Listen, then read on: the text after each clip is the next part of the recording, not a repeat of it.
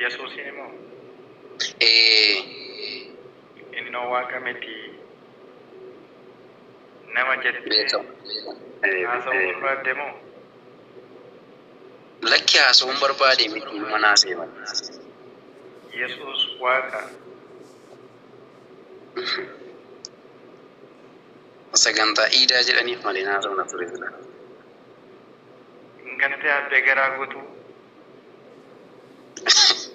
Maal naan jedhe mee maal naan jedhe maal naan jedhe kottu naan jedhe. Eeyyee ani garaa bal'aan sii qaba kottuu deebii. Ishee Birriidhaaf jettee jireenya har'aatiif jettee jireenya isa borii hin dhabinii kottuu balballi banaa. birrii meeqa fudhate siin jedhe birrii meeqa fudhate siin jedhe. Inni itti hojjettu duwwaan iyyuu sigaa maalitti goota yoo jiraatte waggaa 80-70 caalaa jiraatta isa iyyuu yoo jireenya qajeelaa jiraatte jiraachuu dandeessa. Jedheefi akkasiin jechaan jiraan. Innoo maal jedhe malee yaada Rabbii waan wani jedhe natti.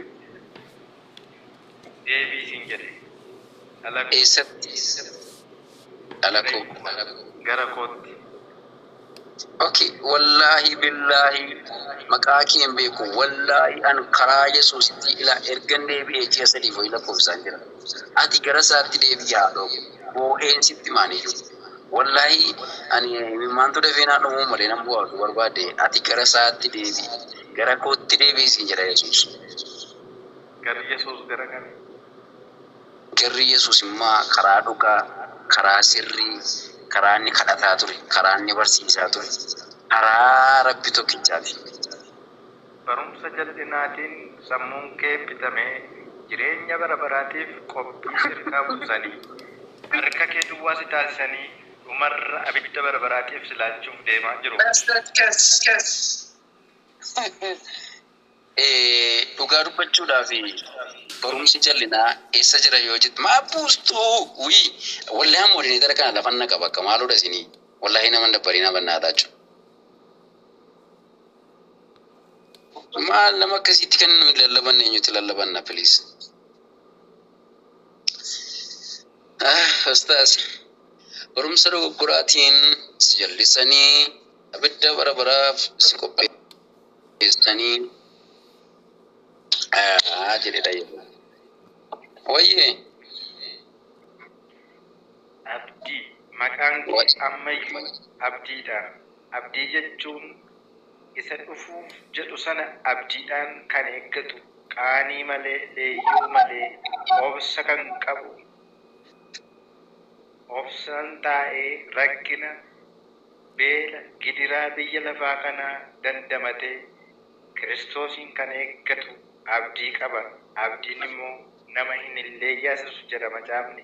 Ati akkamitti abdii kutattee utuu Yesuus deebi'ee hin dhufin jireenya lafarraa kana bakka lamatti kuttee Yesuusiin gooftaa miti ergamaadha jettee sammuu kee amansiisuu dandeesse. Ani immoo akkamittan sammuu koo amansiise beektaa macaafichuma ani itti amanaa turetu Yesuusiin waaqa miti ergamaa Rabbiidha. Ilma namaa tokkichummaa Rabbii barsiisuudhaaf kan ergame ani ofii kootii humnan qabu akka abbaan koo na ergeetti nan faradaa firdii ani faradus immoo qajeelaadha isa jedhu faa dubbifadheen ofii isaatii humna waaqummaa aangoo waaqummaa sakka hin qabne macaafa qulqulluu irraa barbaadee dhabee innis anatti amanaa abbaa kootti si amanaa namni anatti amanee osoo hin taane abbaa kootti amanee jedha. Abbaa kootti amane jechuun anatti amaniina abbaa kootti amanaa malee jedha. Akka nuyi isatti amannuufis inni guyyaa tokkollee fedhees barbaade hin beeku. Isatti kan nuyi amannu immoo akka Rabbii isa ergee fi ergamaa Rabbii isa jaallatamaa fi isa gaarii akka ta'e beeknee akka nuyi itti amannuuf malee akka nuyi waaqa jennee itti amannuuf miti. Sababiin isaa ilmaan namootaa Rabbiin godhanii Yesuusitti gaafa amanan jireenya bara baraa yookiin isa jannata jedhamu keessaa akka gadi baafamanii ati iyyuu qubanii qabda. Sababiin isaa Rabbi tokkicha ofii isaa qofaaf waaqeffatamuu fi gabbaramuu barbaada. of biratti rabbi tokkollee hin barbaadu. Rabbi hinaafaadha. Waaqayyo waaqa hinaafaadha. Of biratti waaqa tokkollee hin barbaadu. Kanaafiyyuu rabbi kan biraa hin barbaanne kana qofaasa waaqeffachuu filadhee isa karaa Yesuus isanni kadhachaa ture. Eloohee lama sabaktanii yaa rabbii koo na dhiiftaaree jedhee isanni kadhate. Akkasumallee gaara Siinaa irratti ol ba'ee isanni halkan guutuu kadhachaa ture sana isanni gugguufaafiif gabbaraa ture sana gaafa Alaazaar irrafe jedhee Alaazaarin dhaqee lafa ni rafee kaase.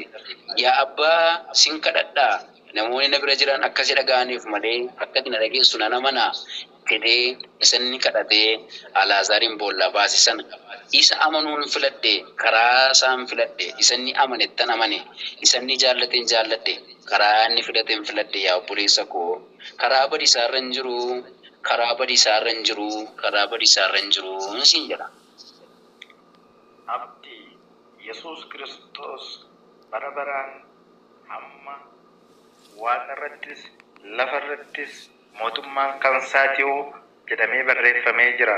Waaqa irrattis mootummaan kan isaati, lafa irrattis mootummaan kan isaati. Aangoon waaqummaa isaati gateettii isaarra jira jettee lallabdeetta. Lallabni ati lallabde ani mucaa si jalatti guddate sirkaas lallaba fudhate sirraas raajummaa faarfannaa sirraa dhaga'ee guddateedha. Har'a garuu abbaa koo taateetu jirtu anaaf mucaa taate. Ati akka warra isa macaafni qulqulluun akka daa'immanii deebi'anii warra haannanii kajeelan taatee ijoollummaatti gadi deebite. Ijoo abbaa kootiyyuu deebi'ee xinnaate. Akkas gaafas hin jedhu Waaqayyo siin gaafa waame gara biyya lafaatti dhaqaati namoota hundumaatti dhuga baatuu koo godhaa barsiisaa karaa jireenyaa isaanii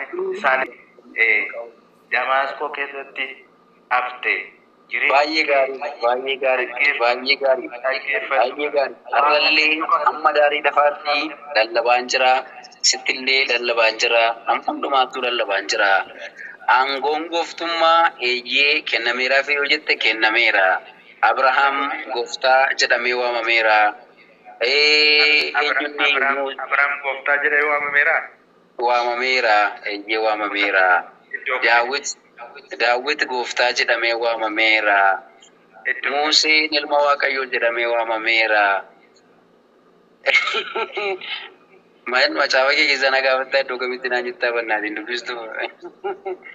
Kanaafiyyuu gooftummaanii fi waaqummaan adda adda yaa obboleessa koo dhaggeeffadhu gaa.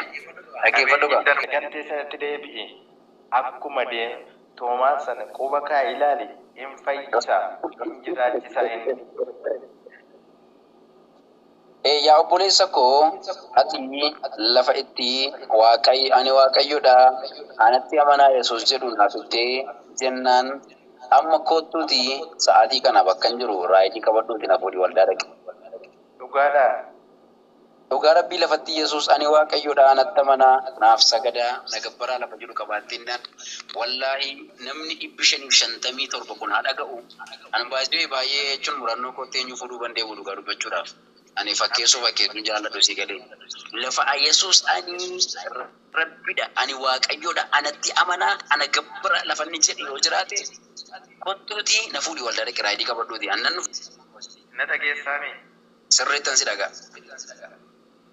Abdii Yesuus Kiristoos ati na barsiisteetta. Sirna wangeela baradheera. Yesuus Kiristoos aniif abbaan tokko hin jenne. Anaaf abbaan iyyuu tokko jechuun akkamitti tokko jedhetti fakkaata biroo koo waa'ee anaaf abbaan tokkoon ani Waaqayyoodha jechuu barbaade osoo hin taane barumsa waa'ee abbaa gadii barsiisaa jiruuf waan akkasii haasa'eera. Isa kana osoo hin taane amma daayireektii waa'ee tokkummaa yookiin immoo waa'ee yuunitii waa'ee walitti dhufeenyaa waa'ee Sillaasee natti haasofta osoo hin taane kunoo nama 580 kana si duukaa fidee nan dhufa lafa ani Waaqayyoodha koottaa na gabbaraa koottaa na kadhadhaa. Lafanni jedhu yoo jiraate kun abdiin dargee Maatiyos 28 lakkoofsa Maatiyos 11 lakkoofsa 28 irraa ba'aan keessan kan isin tulfaate gara koo kottaa ani isin boqochiisa waanjoo koo baadhaa waanjoon koo hin ulfaatu jedhe Yesuus Kiristoos. Lakkeen wanjoosaa sin baadhu dhaggeeffadhaan wanjoosaa hin baadhu. Amma dhumaatti cimee kan dhaabbatu inni maaloodha?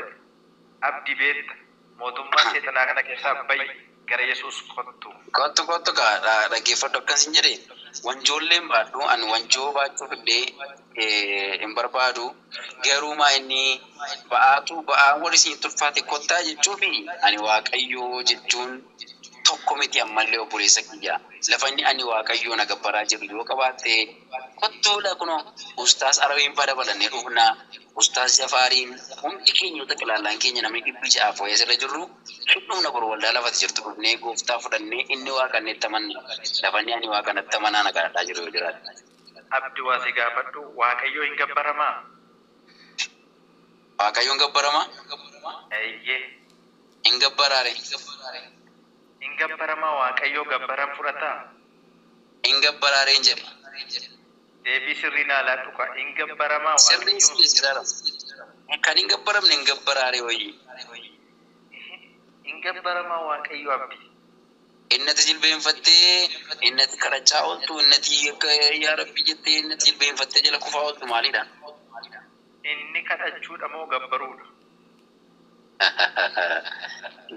Gabbaruu baay'ee hiikii gabbaruu keessatti yaadaa jirtu osoo hin taane Rabbiin gabbaruu jechuun Rabbiin seexana duwwaadha kan dhagaan darbatamee fi ati ammallee fuulli kee badee isa durii miti abdii durii argaa jiru fuulli kee badee manca'ee iji kee olii gadi babbadee kunoo ayyaana Waaqayyoo surraan Waaqayyoo sirraa fuudhamee qullaa taatee jirta akka addaafa warra cubbuu hojjetanii. Dafi ilmi Waaqayyoo Yesuus Kiristoos fayyisuudhaaf gara biyya lafaa dhufe siif jedhee du'e siif jedhee waraaname siif jedhee akka nama cubbuu qabu ta'e dafi amma qalbii kee diddiirradhu. Hayyee yaa Rabbi waan garraamii kana Rabbi yaala ustaas Arab